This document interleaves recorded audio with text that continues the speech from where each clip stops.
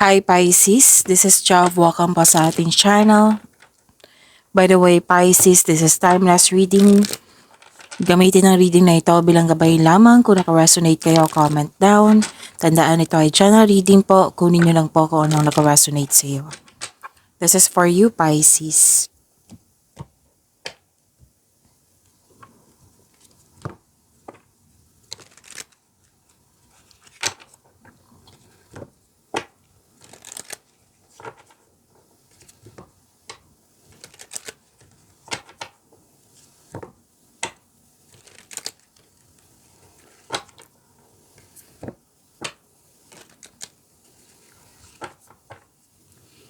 Para po ito sa iyo, Pisces.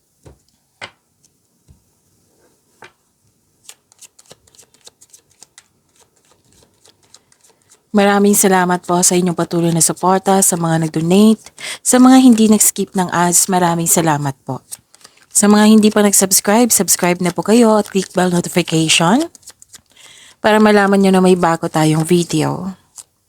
Para sa mga gustong magpa-reading, comment po kayo ng personal reading. Again, comment kayo ng personal reading and check my reply sa comment section.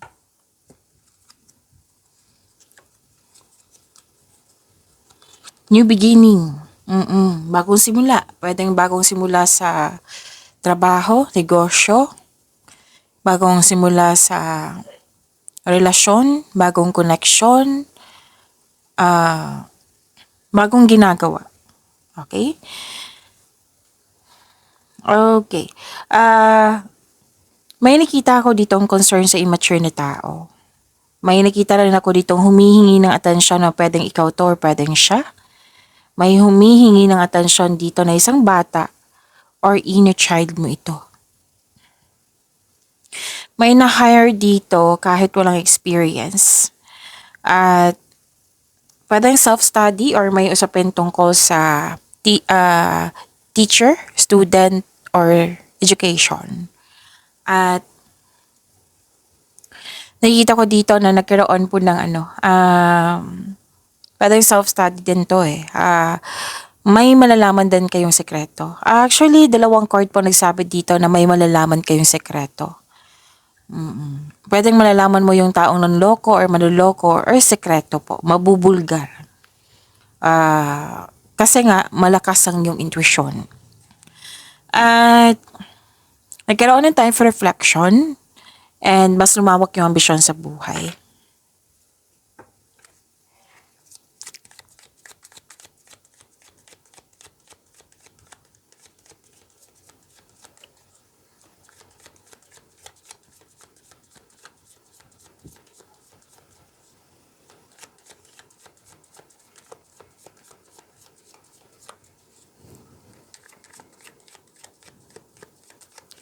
Energy po. Energy ni Pisces.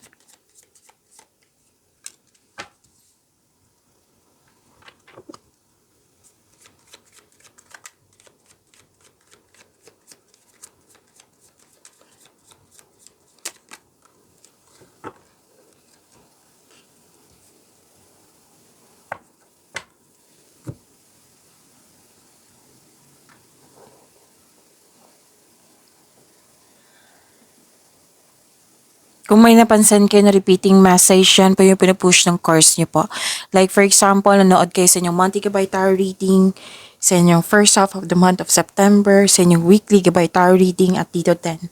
At may napansin kayo na repeating message. Yan po yung pinupush ng course na kailangan nyo bigyan ng atensyon, solusyon at aksyon kung maaari po. So na yung energy ni Pisces.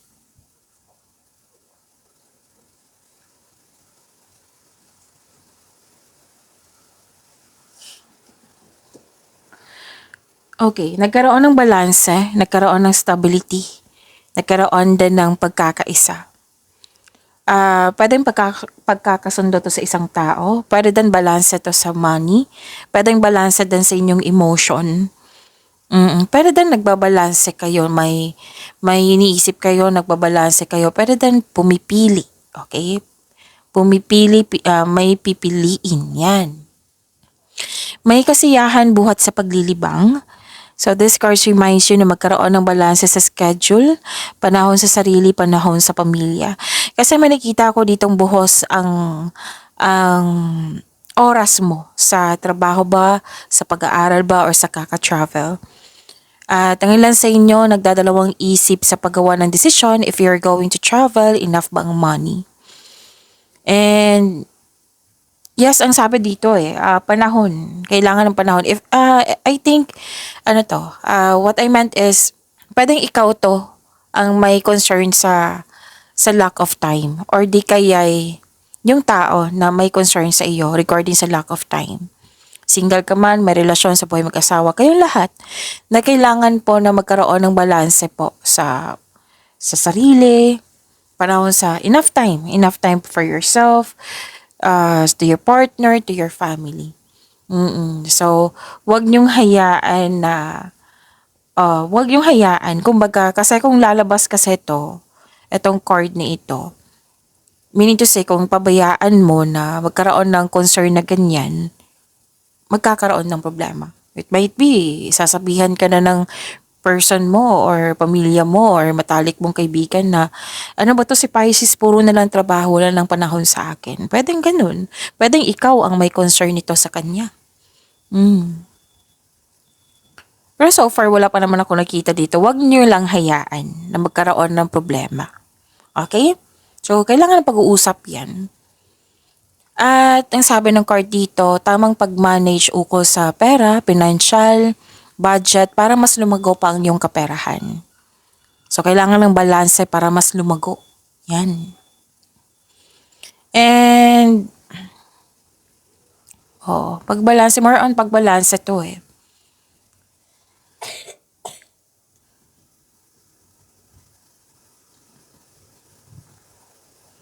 Wow, this is wealth. Oo. Wealth, generosity, yaman. Okay? Maasahan kayo, mahusay kayo sa buhay. Maaring makatulong. Ang ilan sa inyo mahilig magbigay ng tulong, lalo na sa pinansyal. Ang ilan sa inyo may leadership role, may posisyon, boss, negosyante, or di kaya ay malaki ang kanyang influence sa iyo. Pwedeng kayo ito. Most likely kayo ito. And financial stability, nakikita ko po dito sa dalawang card na ito. Financial stability. And pwedeng may leadership role na binigay sa iyo or leader ka na dyan na ginampanan mo siya ng maayos. Okay? Ginampanan mo siya ng maayos. At pwede din, kasi kung lalabas to, pwede din na may parating sa iyo na isang tao, lalo na sa mga single dito, may parating na isang tao na financial stable na, sobrang generous na parating sa iyo. Okay? Pwede din partner niyo po ito.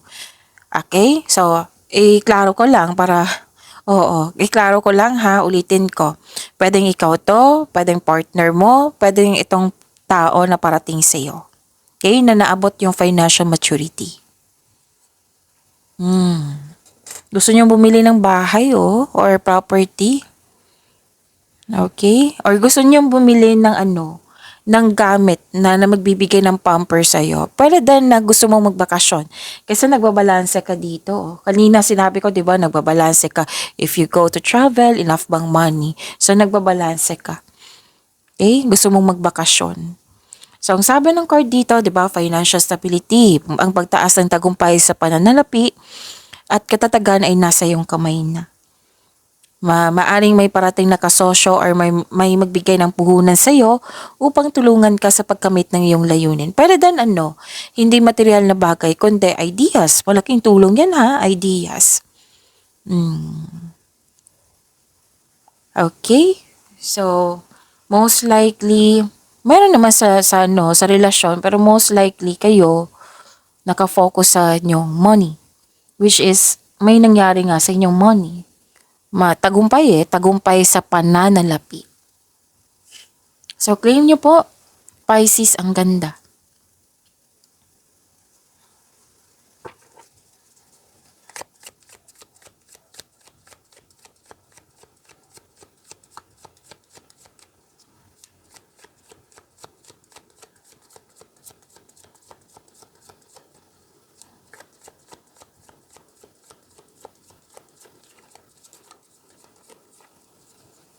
Career and money.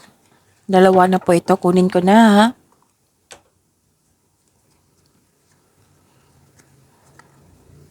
Okay.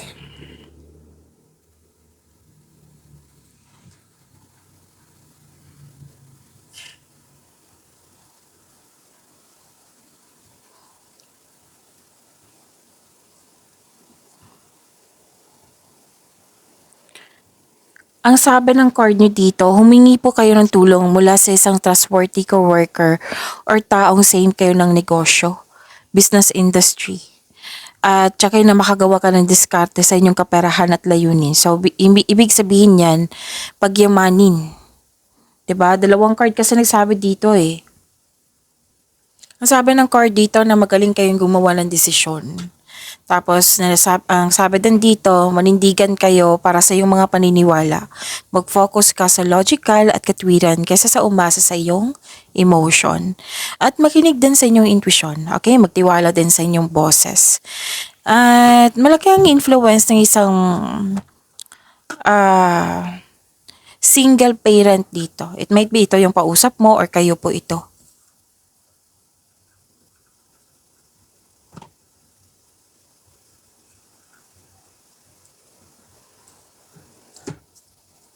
Okay, may nakita kasi ako ditong loss of connection or loss of things or loss of opportunity. Pwedeng nangyari na ito sa nakaraan.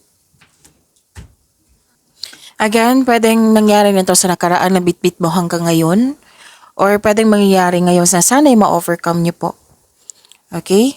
Or sana'y maiwasan. Pero don't worry, after nito, may parating na new direction po sa inyong career and money. Kung kung nangyari nito sa nakaraan, so you have to let it go. Mag-focus kayo sa makontrol nyo. Huwag kayong mag-focus sa hindi nyo makontrol. Mag-focus kayo sa makontrol nyo in order to find peace para may expectation tayong better outcome sa future. Kasi kung mag-look back pa tayo sa nakaraan, 'di ba? Posibleng walang darating na better outcome, 'di ba? So, take in action sa present, focus kayo sa present para sa future. Okay? Pisces.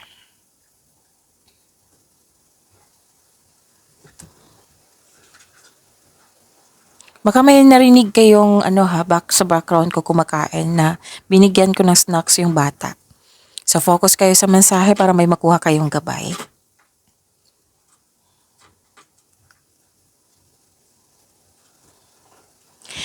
Ang sabi ng card dito, mabilis umunlad ang iyong trabaho, yung negosyo mo, kasi marunong ka makinig sa iyong intuition. Ito ay humahantong sa pagtaas ng kita or magdadala sa iyo patungo sa tagumpay. Okay, so ilan din sa inyo excited dito kasi may binigay sa inyo na project or opportunity na magbibigay sa iyo na excitement or magpapasigla sa iyo. Kasi naka-align to sa passion mo eh. Alam na alam mo yung gagawin mo, kaya excited ka. Bibigyan mo ito ng maagarang aksyon. So malakas ang loob mo. Oo, and this is good. Ang ganda ng energy.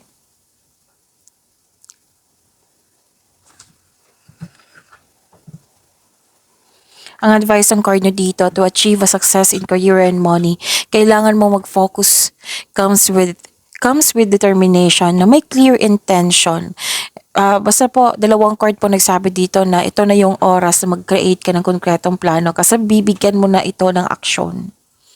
You're very inspired here, may concentration na, nag-focus ka, umuwi ka ng successful. This is also means traveling.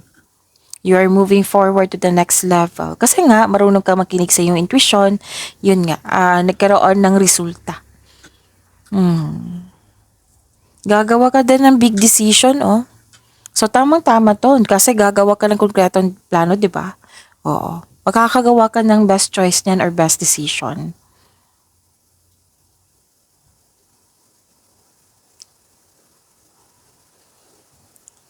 Nakita ko rin dito na pwede naghihintay ka ng feedback from your client, boss, new employer, or sa taong nagbigay ng offer sa iyo. Oo.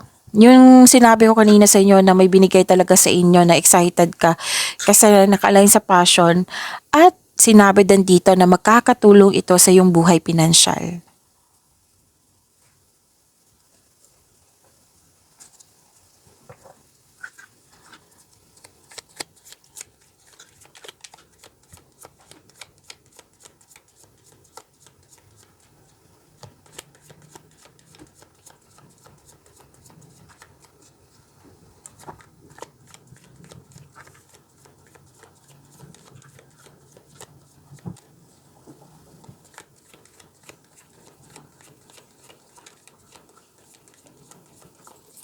Love life, self-love, partnership, and romance ni Pisces.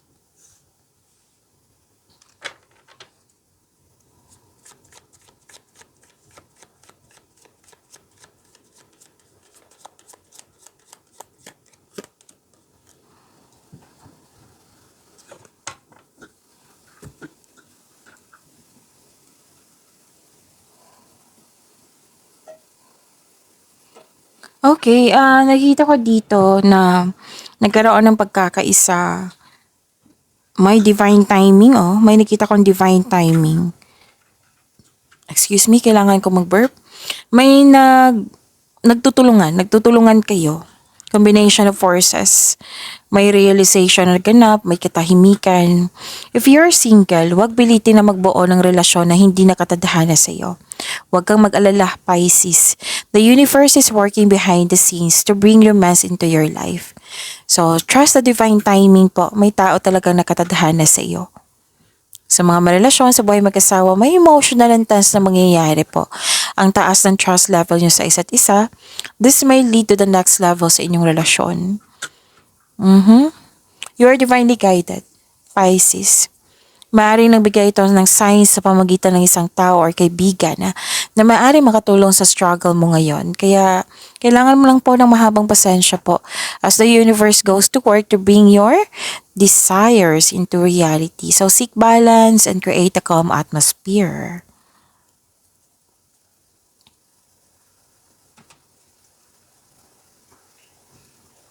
Okay.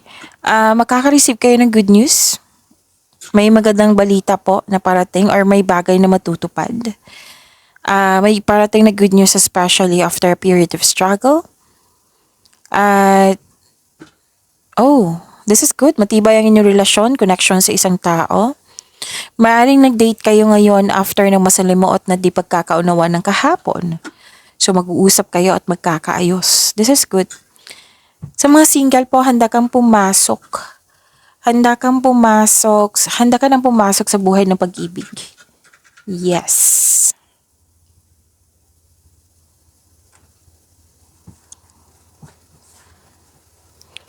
Okay, para sa mga relasyon sa buhay mag-asawa, strong, confident, and compassionate kayo sa isa't isa, well-established, and successful sa inyong relasyon.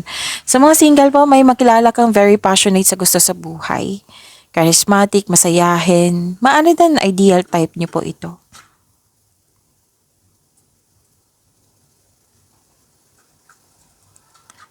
Okay, ayaw mo na sa mga what I meant is you're walking away, you're moving on.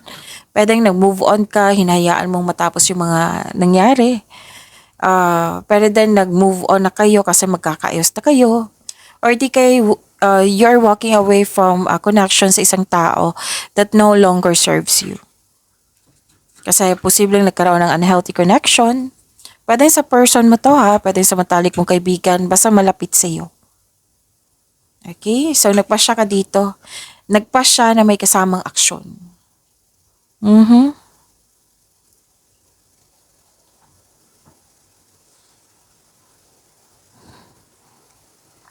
Okay, nag-manifest ang lahat kayo, single ka man, may relasyon sa buhay mag-asawa. Nag-manifest kayo na magkaroon ng wonderful relationship. Ang sabi ng card dito, your manifest will be granted soon. So pay attention kayo sa pagbalanse sa iyong emotion with your thoughts while remaining grounded and passionate para ma-attract mo yung green flag na tao. So with the divine assistance, all things are possible po. Mag-grant din yan. Okay? So, magkakaroon din ng hope and healing. Kasi nag-move forward ka na eh. Nagpasya ka.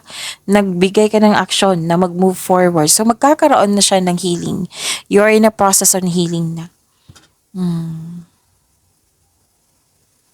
So, pag-imanin niyo po yung blessings na binigay sa inyo, Pisces. See you tomorrow. Maraming salamat po.